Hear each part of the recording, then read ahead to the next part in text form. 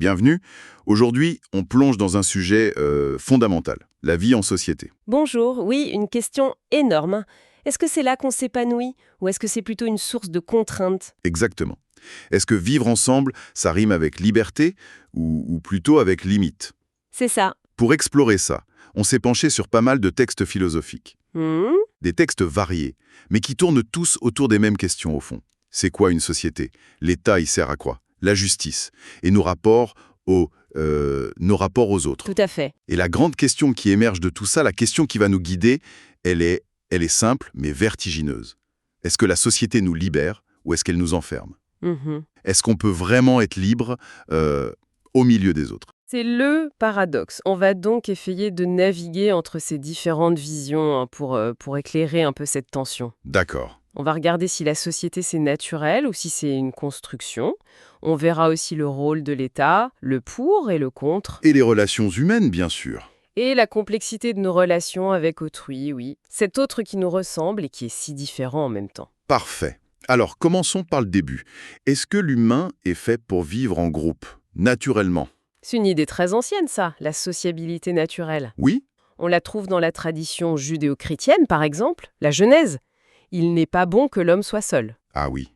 Mais c'est surtout Aristote qui a, disons, théorisé ça. Le fameux « l'homme est un animal politique ». Qu'est-ce que ça veut dire pour lui, concrètement? Pour Aristote, la cité, la communauté, c'est pas juste un truc pratique. C'est la condition même pour que l'humain devienne pleinement humain. Ah d'accord. C'est dans la société qu'on développe le langage, la raison, la morale.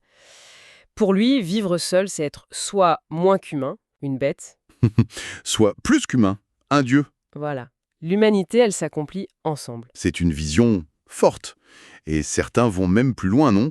Comme Michel Tournier. Oui, Tournier dit « L'homme est un être exclusivement social ». C'est encore plus fort. Exclusivement, ça veut dire que notre identité même dépend des autres. C'est ça l'idée. Pensez aux enfants sauvages, ceux étudiés par Lucien Malson. Hmm. Sans contact humain, au début, le langage, la pensée complexe, ça ne se développe pas.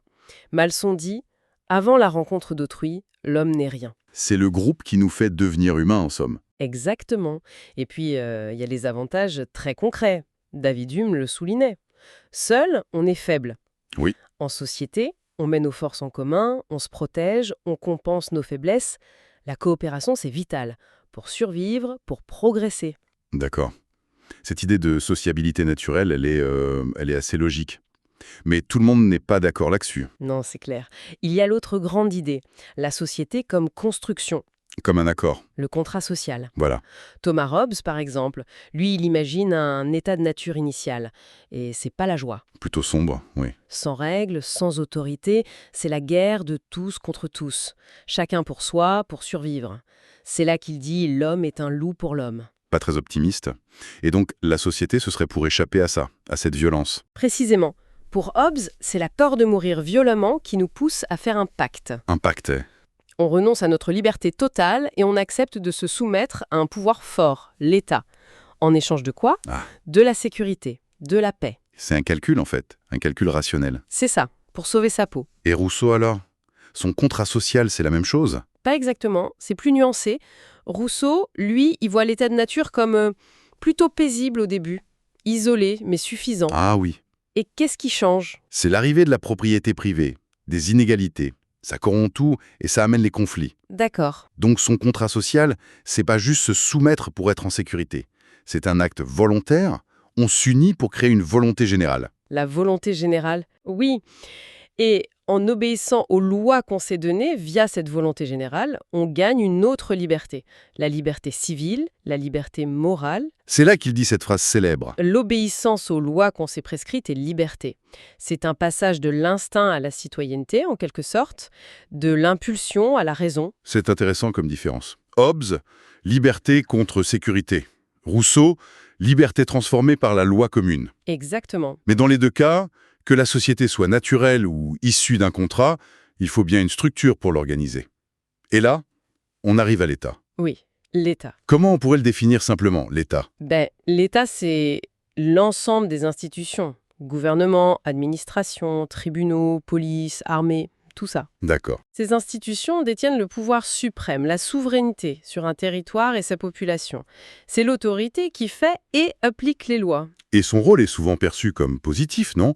Comme garant de l'ordre, mais aussi, paradoxalement, de la liberté. Tout à fait. Spinoza disait qu'il doit nous libérer de la crainte. Rousseau, qu'il protège nos personnes, nos biens. C'est la base de l'association. Et certains vont beaucoup, beaucoup plus loin. Hegel, par exemple. Ah, Hegel. Pour lui, l'État, c'est carrément l'incarnation de la raison dans l'histoire, le rationnel en soi et pour soi. Rien que ça. Il va jusqu'à dire tout ce que l'homme est, il le doit à l'État. C'est presque une divinisation. C'est extrême. Plus simplement, il y a aussi l'idée de l'État garant de l'égalité. Oui, Alain insiste là-dessus. Le droit créé par l'État, c'est ce qui lutte contre l'inégalité naturelle des forces. Le droit a été inventé contre l'inégalité. C'est une vision très positive, presque idéalisée, non? Oui. Parce que l'histoire, elle est pleine de révoltes, de révolutions contre l'État. Si c'était si bien, pourquoi toute cette résistance? C'est la question. Max Weber rappelle que le pouvoir de l'État repose, au final, sur la force, la violence physique légitime. Il y a une face sombre quand même. Absolument. Et c'est là qu'arrivent les critiques de l'État, parfois très radicales. Comme qui, par exemple? On peut penser à Louis Althusser. Il analyse comment l'État se maintient. Ah oui. Il parle des appareils répressifs d'État, l'ARE, police, armée, justice, qui fonctionnent par la force. D'accord, ça c'est clair. Mais aussi, et c'est peut-être plus subtil, des appareils idéologiques d'État, les aillés. C'est-à-dire? L'école, les médias, la famille, les églises, eux, ils diffusent l'idéologie dominante pour obtenir le consentement, quoi. Pour que les gens acceptent le système. Voilà. L'État ne tient pas que par la matraque, mais aussi par le contrôle des esprits, disons. Ça ouvre la porte à des critiques encore plus dures. Les anarchistes, par exemple. Tout à fait. Pour des penseurs comme Bakounine, Proudhon, Stirner, l'État, c'est pas juste un peu mauvais, c'est le mal absolu. Carrément. Oui. C'est l'ennemi numéro 1 de la liberté individuelle. Stirner écrit « L'État ne poursuit qu'un but, limiter, enchaîner, assujettir l'individu ». C'est clair. Et Proudhon avec sa fameuse tirade « Être gouverné, c'est être gardé à vue, inspecté, espionné, dirigé, légiféré ». Pour eux, toute autorité étatique est une oppression. La seule solution, l'abolir. Et laisser place à l'association libre, l'autogestion? C'est ça. Et la critique marxiste, elle est différente, mais elle est forte aussi, non? Oui, différente, mais tout aussi critique. Pour Marx et Engels, l'État, dans une société capitaliste, il n'est pas neutre. Ah non. Il sert les intérêts de la classe dominante, la bourgeoisie. C'est l'outil qui maintient l'exploitation du prolétariat. Comment? Principalement en protégeant la propriété privée des moyens de production. Ils disent que l'État, c'est juste la forme d'organisation que les bourgeois se donnent pour leurs propres affaires. Et Nietzsche, il en pense quoi? Nietzsche, lui, il qualifie l'État de plus froid des monstres froids. Il dénonce son mensonge quand l'État prétend être le peuple. Oh, moi, l'État, je suis le peuple. Pour lui, c'est une imposture. On voit bien cette tension énorme, hein. D'un côté, l'État protecteur, garant de la liberté, de l'autre, l'État oppresseur, aliénant. C'est une contradiction fondamentale de la vie en société. Oui. Et c'est souvent lié à une autre notion importante, la nation. La nation. Oui, en bref, c'est cette communauté humaine qui a un sentiment d'appartenance commun, souvent basé sur l'histoire, la culture, la langue, l'idée de patrie. Avant, on disait, basé sur le sol, la race. Oui, mais la vision moderne, comme celle d'Ernest Renan, insiste plus sur le désir de vivre ensemble, un projet commun, une volonté. Et l'État essaie souvent de construire ça. Il essaye d'incarner ou de forger cette unité nationale, oui, mais c'est jamais gagné, surtout aujourd'hui avec nos sociétés très diverses. La cohésion, c'est un défi permanent. Cette double facette de l'État et le fait qu'il s'appuie sur des règles, ça nous amène logiquement à parler du droit et de la justice. Exactement. Comment ça fonctionne, le droit? Le droit, c'est l'ensemble des règles qui organisent la vie en société. On distingue souvent le droit naturel du droit positif. Droit naturel. L'idée qu'il existerait des principes de justice universelle liés à la nature humaine. Le droit à la vie, à la liberté. Aristote parlait d'une sorte de sentiment inné du juste et de l'injuste. Une sorte de boussole morale intérieure. Un peu ça, oui. Et puis il y a le droit positif. Ça, c'est le droit concret, les lois écrites. Voilà. Les règles établies par une société donnée à un moment donné. Son but, organiser la vie ensemble, définir le permis et l'interdit pour l'intérêt général. Avec l'idée d'égalité devant la loi? En principe, oui, les mêmes règles pour tous. Mais attention, ce droit crée aussi des devoirs. Auguste Comte disait un peu crûment que l'homme n'a d'autre droit que celui de faire son devoir. Pour souligner l'interdépendance. Mes droits dépendent des devoirs des autres. C'est ça. Et la justice, dans ce système, c'est juste appliquer le droit positif? C'est une de ses fonctions principales, oui, la justice comme institution, les tribunaux qui tranchent les conflits, qui punissent ceux qui ne respectent pas la loi. Pour John Rawls, c'est la première vertu des institutions sociales. Mais il n'y a pas aussi une idée plus morale de la justice? Si, bien sûr, la justice comme vertu, comme idéal d'équité, d'égalité. On trouve ça chez Platon, chez Aristote. Pour Aristote, le juste est ce qui est conforme à la loi et qui respecte l'égalité. L'idéal, c'est que le droit positif se rapproche de cet idéal de justice. Mais est-ce qu'il y arrive toujours? C'est là que ça se complique. Pascal le dit très bien. La justice sans la force est impuissante. Il faut pouvoir faire respecter la loi. Exactement. La force sans la justice est tyrannique. Il faut les deux ensemble. D'où le lien fort et parfois tendu entre la justice et le pouvoir de l'État. Mais est-ce que avoir des lois et des tribunaux, ça suffit pour avoir une société vraiment juste? Les textes qu'on a vus, ils sont pas si optimistes? Non, en effet. Plusieurs problèmes se posent. D'abord, l'égalité devant la loi, elle reste souvent formelle. Sur le papier. Voilà. Les inégalités sociales, économiques, elles sont toujours là, massives. Kant pensait que ça venait peut-être de la nature humaine elle-même, ce bois courbe dont on ne peut rien faire de droit. Et puis, le droit peut être manipulé, Oui, au profit des puissants. c'est la critique marxiste du droit bourgeois. Mais même dans l'Antiquité, Thrasymachs disait que le juste, en pratique, c'est l'avantageux au plus fort. Ça jette un froid. Et puis il y a le cas des lois qui sont elles-mêmes injustes. Comme la ségrégation, l'apartheid. Exactement. Là, le droit positif est clairement contre l'idéal de justice. Donc les structures comme l'État, le droit, c'est important. Mais ça n'explique pas tout. Non, loin de là. Nos vies, elles sont surtout faites de nos relations directes avec les autres, les interactions quotidiennes. Ce qui nous amène à... Autrui. Voilà, autrui. Qu'est-ce que ça veut dire autrui en philosophie? Autrui, c'est l'autre être humain. Mais le mot insiste sur une double idée. Autrui, c'est mon semblable, un autre moi, une autre conscience. Ouais. Et en même temps, il est différent, extérieur à moi. C'est ça. Sartre dit « le moi qui n'est pas moi ». C'est l'alter ego. Je reconnais son humanité, mais son monde intérieur m'échappe. Et cet autrui, on dirait qu'on ne peut pas s'en passer. Déjà, on est des autres. C'est la base. Biologiquement, socialement, on dépend d'autrui. L'écrivain Seydou Badiane Kouyaté a cette phrase magnifique « L'homme n'est rien sans les autres. Il vient dans leurs mains et s'en va dans leurs mains. C'est beau. Et c'est vrai pour l'éducation, la culture. Tout passe par autrui. Le langage, les savoirs. Et au-delà de ça, autrui, c'est aussi celui qui aide, qui soutient. Oui, c'est la dimension de la solidarité, de l'affection. Hume disait qu'autrui nous aide à compenser nos faiblesses. Hannah Arendt va jusqu'à dire que cesser d'être parmi les hommes est synonyme de mort. C'est fort. Notre vie est liée aux autres. Autrui, c'est l'aide pratique, mais aussi le réconfort, l'amitié, l'amour. Tournier parle de l'amour comme rempart le plus sûr contre la détresse. Et Mounier résume « être, c'est être aimé ». L'existence prend sens dans la relation. Il y a aussi cette idée fascinante qu'on aurait besoin d'autrui pour se connaître soi-même. C'est un point essentiel chez Aristote. Et surtout chez Sartre. Comment je sais qui je suis, mes qualités, mes défauts, sans le miroir que me tend l'autre? Le regard de l'autre. Oui, Sartre dit « autrui est le médiateur indispensable entre moi et moi-même. C'est dans l'interaction, parfois même dans le conflit, que je me découvre. » Mais justement, cette interaction, elle n'est pas toujours facile.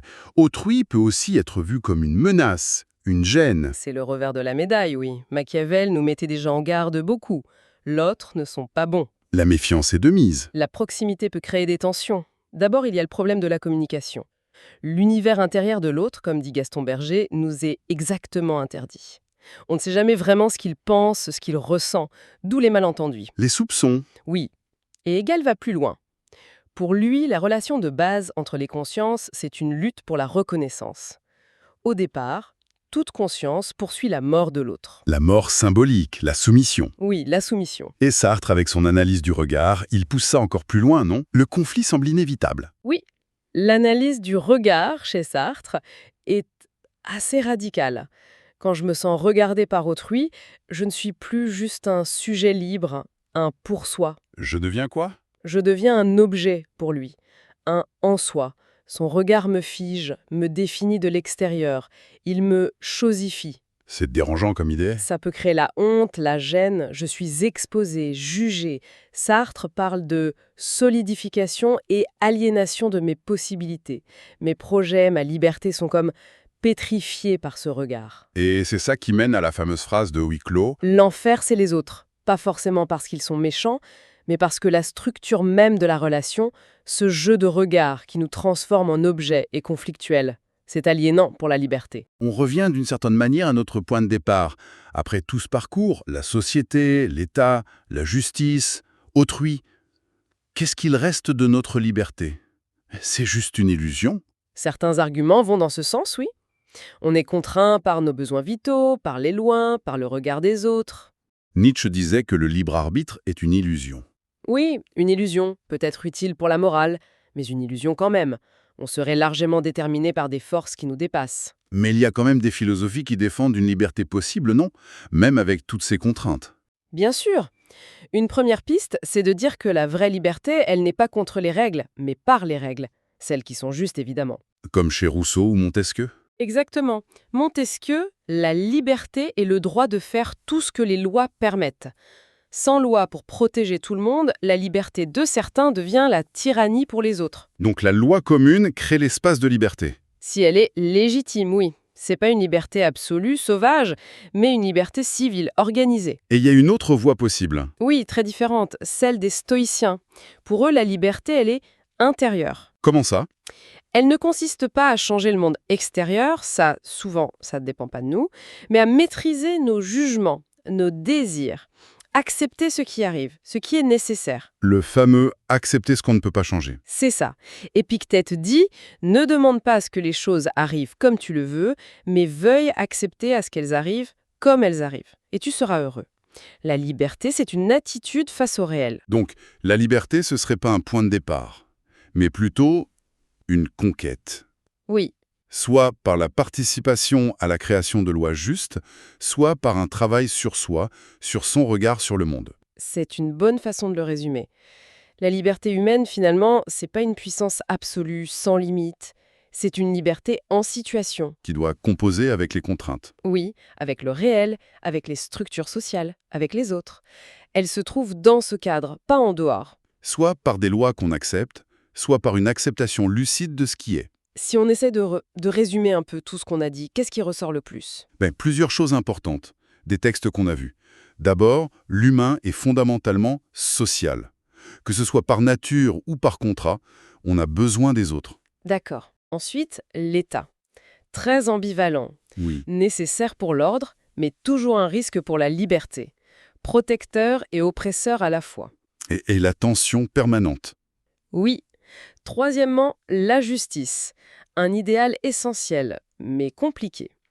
Pris entre le droit écrit, l'équité et le besoin de la force pour s'appliquer. Et enfin, autrui. Autrui, cette figure incontournable. Indispensable pour devenir humain, pour se connaître, mais aussi source de conflits, d'aliénation. Le miroir et l'enfer, en quelque sorte. C'est un peu ça, oui. Et la liberté, dans ce tableau plutôt complexe? Elle apparaît moins comme un état que comme une pratique. Une conquête fragile. Pas échapper à toute contrainte, mais trouver un espace d'action, de pensée, à l'intérieur de ces contraintes. Composée avec, donc. Composé avec la loi, les autres, la réalité. Justice, c'est là-dedans qu'on doit essayer de se réaliser, de trouver du sens, peut-être même une forme de bonheur. Les défis sont là, mais c'est ça, l'aventure humaine. Ce qui m'amène à une dernière pensée, une question pour la route.